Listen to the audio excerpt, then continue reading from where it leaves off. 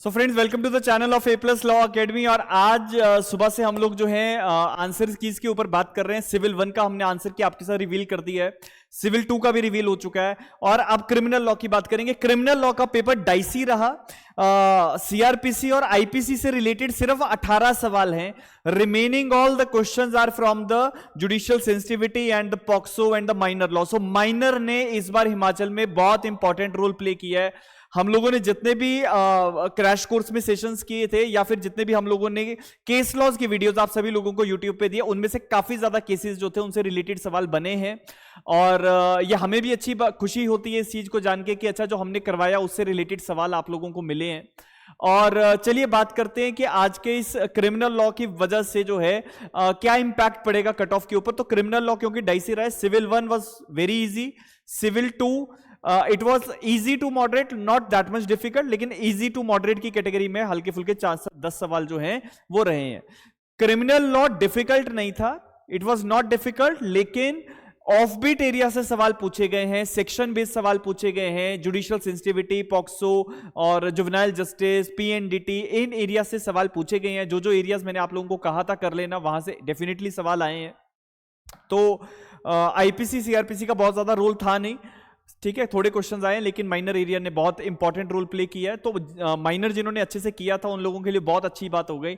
और जितने भी बच्चे हमारे पास अभी फोन कॉल्स भी आ रही हैं कि माइनर का जो जिन्होंने कोर्स परचेज किया था उनके लिए तो बहुत ही जबरदस्त हो गया सब कुछ, है ना। तो माइनर का कोर्स हमारी एप्लीकेशन पे है, तो उसमें से बहुत सारे बच्चों को फायदा हुआ है। तो अब जो है ये क्रिमिनल लॉ की आंसर की और एक्सप्लेनेशंस मैं आपको दे देता हूं कि कौन कौन से क्वेश्चंस के क्या आंसर्स होने चाहिए।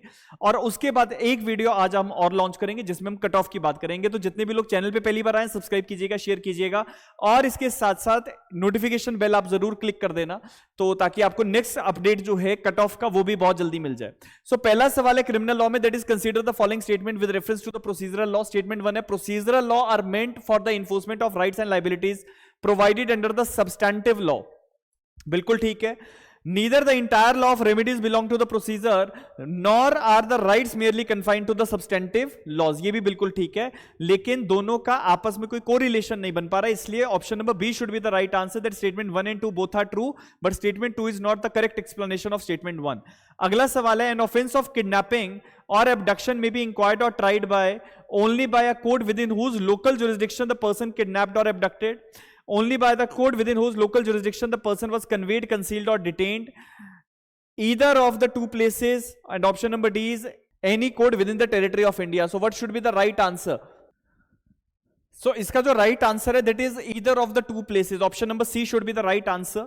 Next question जो है आपका, the prosecution witnesses was prosecuted for the offense of perjury in which of the following case। अब देखो ये जो सवाल है, इसमें जो पहला क्वेश्चन है, जो पहला केस है, that is state through CBI versus Santosh Kumar Singh. इसमें फॉल्स एविडेंस से रिलेटेड, पर्जरी से रिलेटेड कुछ भी नहीं है। सिद्धार्थ वशिष्ठ का केस जो है ये भी फॉल्स एविडेंस से रिलेटेड नहीं है, लेकिन अभी हमें ये देखना पड़ेगा कि क्योंकि ये वाला जो जजमेंट है ये ट्रेस नहीं हुआ है, Vishal Yadav versus state of UP, क्योंकि ईयर नहीं लिखा है तो ये ट्रेस नहीं हुआ है अभी तक जजमेंट। तो इसके ऊपर हम क्वेश्चन मार्क ही रखेंगे, बिकॉज ये कमीशन के आंसर की में जो इसमें आंसर आएगा, only we are going to rely upon that age only. Next जो क्वेश्चन है, which of the following statement is or are correct about the powers of the judicial magistrate. Question number 4 जो है, इसमें judicial magistrate की power की बात है, और इसमें जो हमारा सही आंसर है वो हमें देखना है। सो पहला स्टेटमेंट है, court of judicial magistrate first class में pass any sentence or imprisonment not exceeding 3 years and fine not exceeding 10,000 rupees. तो ये जो फर्स्ट स्टेटमेंट है ये बिल्कुल ठीक है। Next one is court of judicial magistrate of second class में pass any sentence or imprisonment for exceeding 2 years, ये गलत है, स्टेटमेंट भी गलत है। Next one is statement number C, the court of judicial magistrate of second class में pass any sentence not exceeding 1 year or fine not exceeding 5,000, C भी ठीक है। So right answer is option number C, that is A and C, A and C. इसके बाद अगला जो सवाल है, in which of the case it was held that it is a mandatory requirement of law to specify whether the sentences awarded to an accused convicted for 2 or more offenses would run concurrently or consecutively। so ये जो आपका answer है question number 5 का, question 5 का right answer है Sharad Hiru Kolambe versus state of Maharashtra, 2018 का ये case है, उसमें से ये क्वेश्चन आपका आया है। Next one is Question number 6, consider the following statements about the charge given in section 2 clause B. Charge includes any head of charge when charge contain more head than one. बिल्कुल ठीक. It tell the accused precisely and concisely all possible about the matter with which he is charged. ये भी ठीक है. It is formulated by the investigating officer. ये गलत है. It must be written in the language of code. ये ठीक है. So A, B and D are correct. A, B and D are correct. So option number D should be the right answer. Question number 6 का right answer option D है. Next, in which case it was held that conduct of TIP is not violative of article 20 clause 3. 20 clause 3. तो ये जो आपका latest judgement है Mukesh Singh versus state NCT of Delhi 2023 का, इसमें ये पॉइंट हमारा आया था. नेक्स्ट वन इज, अगला जो हमारा क्वेश्चन है, consider the following statement with reference to the arrest procedure under CrPC. The purpose of criminal law is to prevent the crime. बिल्कुल ठीक है. Under certain circumstances even private person can make the arrest of another person. ये भी बिल्कुल ठीक है. Both the statements are correct, लेकिन second statement first को एक्सप्लेन नहीं कर रही है. So option number B should be the right answer. Next question है क्वेश्चन नंबर 9 आपका. क्वेश्चन 9 जो है, it is when a court desires that summon issued by it shall be served by any place outside jurisdiction, it shall ordinarily send such summons to in duplicate to the option A, magistrate of competent jurisdiction, option number B, SHO of the concerned police station. So इसमें जो right answer होगा that is option number A, magistrate of competent jurisdiction. section number 67 CRPC में आपको ये point मिलेगा. Next one is, under which section HPA Excise Act prohibition on possession of the liquor के possession पे restriction कौन से provision में है? Section number 18 of HP excise act जो है उसमें ये पॉइंट आपको मिलेगा. Next one is, under the following act as the chairperson of national board of wild life, who is the chairperson of national board of wild life? Prime minister is the chairman. Next one is, which section of the wild life protection act provides prohibition on hunting? Section number 9. Section 9 is the right answer. ठीक है, paper बहुत difficult नहीं है, section based question है. जिन्होंने sections पे command बना रखी थी उनके लिए बहुत इजी है. Which section of the forest act provides power to impose duty on timber and other forest produce? Section number 39 के अंदर ये पॉइंट आपको मिलता है. Next one is question number 14. In which of the following cases section 303 of IPC was declared unconstitutional? Mitthu Singh versus state of Punjab. Very easy question. Next, A gives Z 50 strokes with a stick. Here A may have committed the offense of voluntarily causing hurt to Z by whole beating and also by each of blows which make up the whole beating as per the IPC. Which of the following should be the punishment? A is liable for every blow. नहीं गलत है. A is only liable for the blow delivered. नहीं गलत है. A is liable for one punishment for the whole beating. This is the right answer. Next one is question number 16. In which case the Supreme Court held that 377 of IPC has held unconstitutional to the extent it criminalizes consensual homosexual acts in private. तो ये जो आपका judgement है नवतेज सिंह जौहर versus union of India का, very important judgement, और इसी से related सवाल आए हैं. मैंने एमसीक्यूज में आपको लगभग काफी ऐसे क्वेश्चंस थे जो पहले ही मैंने आपको मॉक पेपर्स में दे दिए थे. Question number 17. Under 105, the right to private defense of property in the cases of theft commences with a reasonable apprehension of danger to the property, commences, continues till the offender is affected, is retreat, continue till the assistance of public authority obtains, or continue till the property has been recovered. All of the above should be the right answer. Next one is question number 18. A instigates B to burn the house of Z. B sets fire to the house and at the same time commits theft of the property there. What will be the liability of A? A ने जो है घर जलाने के लिए abate किया था, लेकिन B ने जाके चोरी भी कर ली है. So A is guilty of abatement of burning of the house only. Option number A should be the right answer. Next question is, arrange the following cases chronologically in the ascending order. Jagmohan Singh, Machhi Singh, Bachchan Singh and Rajendra Prasad. So इसका जो आपका right answer है that is option number C. Option number C is the right answer, क्योंकि सबसे पहले जो judgement है वो आपको मिलेगा जगमोहन सिंह का, जगमोहन सिंह के बाद आपको जजमेंट मिलेगा राजेंद्र प्रसाद का, राजेंद्र प्रसाद के बाद जजमेंट मिलेगा बच्चन सिंह का, उसके बाद मिलेगा मच्छी सिंह का. तो इस क्योंकि ये जो जजमेंट है, जैसे हमारा जगमोहन सिंह का जो जजमेंट है ये 1972 का है, राजेंद्र प्रसाद का जो जजमेंट है ये 1979 का है ना, 1979 का. इसके बाद हमारा बच्चन सिंह का जजमेंट 1980 का है और मच्छी Singh versus state of Punjab का जजमेंट 1983 का है. तो इसी तरह से ये क्रोनोलॉजिकल ऑर्डर है, उसके हिसाब से A, D, C और B, A, D, C, B. Option number C should be the right answer. अगले सवाल पे आते हैं, question number 20, in which case it was held the duration of anticipatory bail order does not end at the time and the stage when the accused is summoned by the court or when the charges are framed but continue till the end of the trial. Sushila Agarwal versus state of NCT of Delhi का ये judgement है, जिसमें anticipatory bell को लेके ये सारी बातें जो है ऑनरेबल सुप्रीम कोर्ट ने कही है। सो इसका जो राइट आंसर है वो Sushila Agarwal versus state of NCT of Delhi है। अगला question, a police officer has a warrant of B, he asks C as to his identity of B, seeing knowingly tells A that D is B and consequently A arrests D, so C is guilty of abetment by instigation।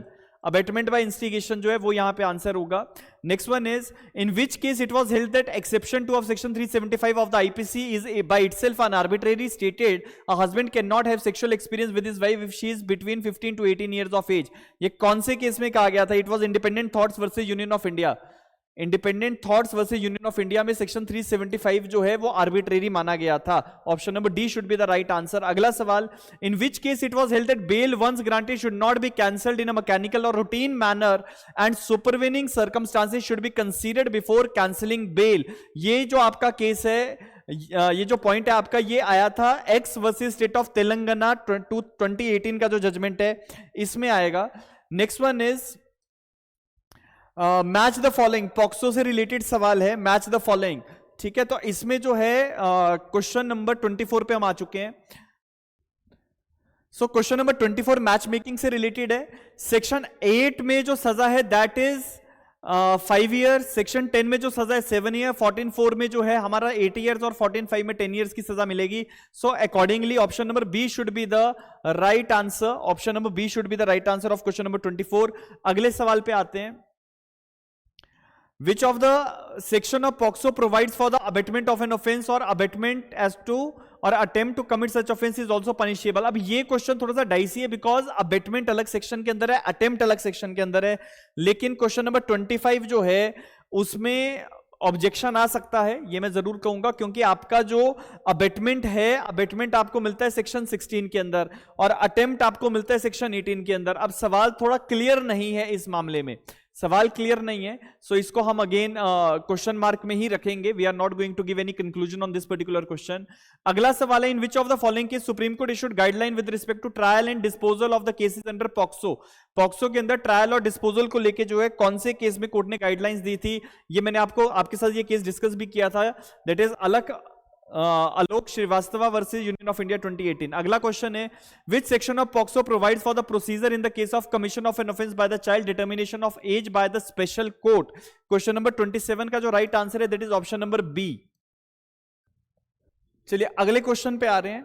अगला question जो है that is section number 28, in which of the case it was held that mere viewing the possession and storage of the material depicting minors engaged in sexual activity constitutes an offense under the protection of children from sexual offences act। ये कौन से case में court ने कहा था? तो it is question number 28 का जो राइट आंसर है it is just rights of children alliance versus के एस हरीश का जो जजमेंट है उसमें ये पॉइंट है। ये जजमेंट भी मैंने आप लोगों से पहले डिस्कस किया हुआ है।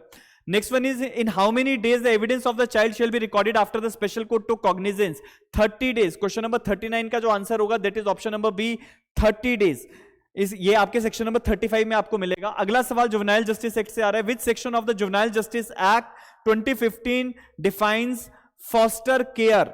सेक्शन नंबर क्वेश्चन नंबर 30 जो है आपका फॉस्टर केयर से रिलेटेड सेक्शन 2 क्लॉज नंबर 29 के अंदर आपको फॉस्टर केयर मिलेगा।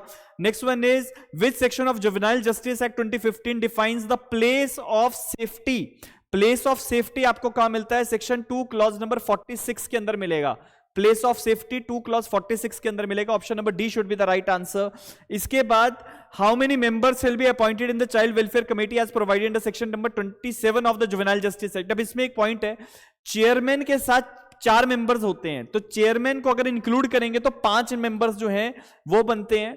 ठीक है, तो इसमें कमीशन ऐसा ना हो कि ऑप्शन नंबर ए मार्क कर दे, क्योंकि चेयरमैन को अगर आप इंक्लूड करोगे तो 5 है टोटल और चेयरमैन को एक्सक्लूड करोगे तो 4 रहेंगे।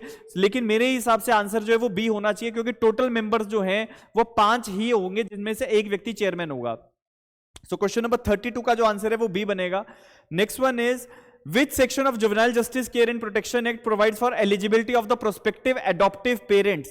क्वेश्चन नंबर 33 का जो राइट आंसर है आपका दैट इज सेक्शन नंबर 57 जो है option number A, that is the right answer. अगला सवाल, Who is authorized to review the pendency of the cases of the Juvenile Justice Board on quarterly basis under Section 16 of the JJ Act? High Level Committee, District Magistrate, Chairperson of Human Rights Commission, Chief Judicial Magistrate. The answer is option number D, Chief Judicial Magistrate.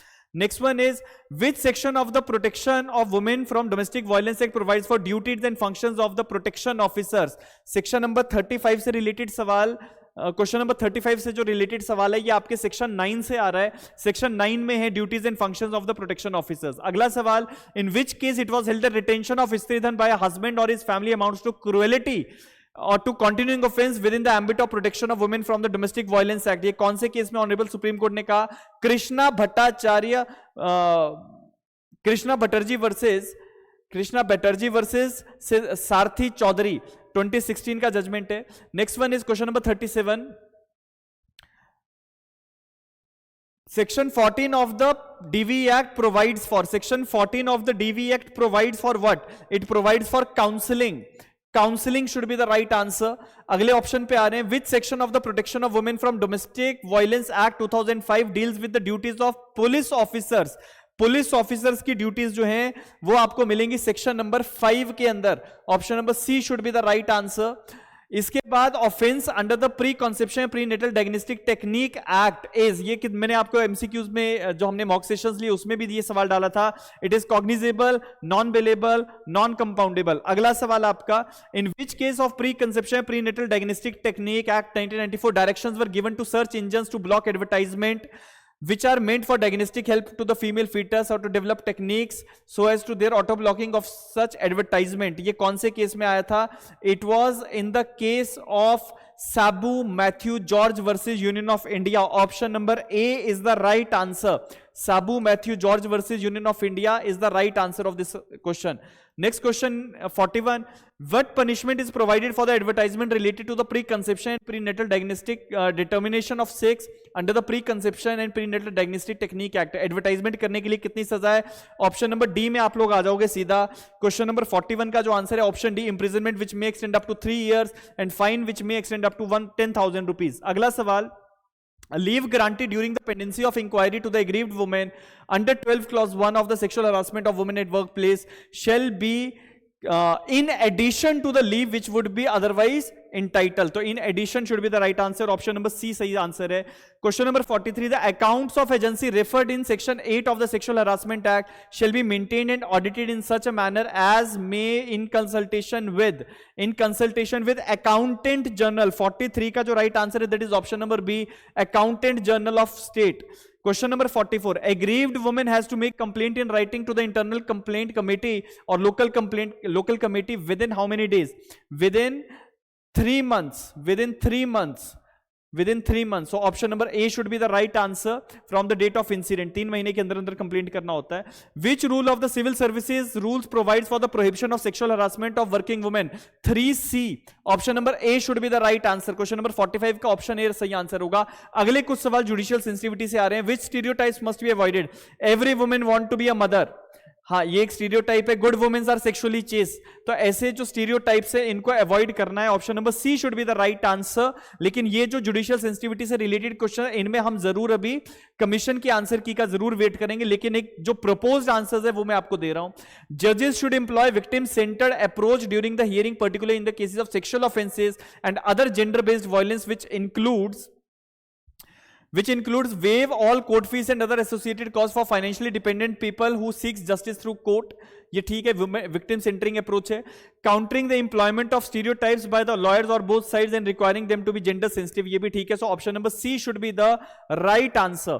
अगला सवाल question number 48. When deciding on the merits of the case or whether per case merits judicial review, judges should apply domestic law in compliance with the international law and standards. बिल्कुल सही है. Explain why applying a particular standard would cause illegitimate differentiated treatment. तो ये दोनों statements ठीक है. Option number D should be the right answer. इसके बाद आपका विच वैल्यूज ऑफ जजेस are provide in Bangalore principle of judicial conduct. मैंने आपके साथ Bangalore principle of judicial conduct discuss किए थे. उसमें मैंने आपको बताए थे ये 3 principles, equality, proprietary and integrity. So A, B and C is the right answer. Competitiveness was not there. ठीक है, A, B and C should be the right answer. Next one is consider the following statements and identify the correct statement in relation to the judicial conduct. In relation to the judicial conduct, a जज shall not practise while holding a judicial office, बिल्कुल ठीक है। A judge may form or join associates of judges or participate in other organization representing the interest of judges, ये भी बिल्कुल ठीक है। So both the statements are correct. So option number C जो है proposed answer की में ये बिल्कुल सही बन रहा है। So these are the answers as far as the civil, as far as the criminal law is concerned. तो criminal law के answers मैंने आपके साथ डिस्कस कर लिए हैं। अब criminal law में जो है approximately 35 के आसपास क्वेश्चंस इजी हैं। उसके आगे जो 5 से 6 8 सवाल हैं ये आपके थोड़े से मॉडरेट कैटेगरी के हैं, जिसमें से गलतियां हो सकती हैं। डायरेक्ट सेक्शन है, ऑफ बीट एरिया पूछा जा रहा है, वहां पे गलतियां होने की संभावना है। कुछ एरिया ये जो जुडिशियल सेंसिटिविटी वाला एरिया है जिसमें 5-6 सवाल जो हम देख रहे हैं ये थोड़े से कोर में आ रहे हैं। तो यहां पे जो आपके क्रिमिनल लॉ में अगर 40 के आसपास अगर आपके मार्क्स हैं तो इसमें इसका मतलब आपका स्कोर अच्छा है। बाकी रही कट ऑफ की बात तो नेक्स्ट वीडियो में मैं आपके लिए अब कट ऑफ जो है वो बताऊंगा कि एक जनरल सर्वे अब हम करने वाले हैं कि जितने भी कैंडिडेट्स ने एग्जाम दिया उनका क्या जो वेटेज है वो क्या बन रहा है। उसके बाद जो है कट ऑफ का वीडियो मैं आपके लिए लेके आ रहा हूं। So that's all in this session, thank you so much and we will be meeting in the other session now with respect to the cutoff of Himachal Pradesh Judicial Services prelims exam. Thank you so much.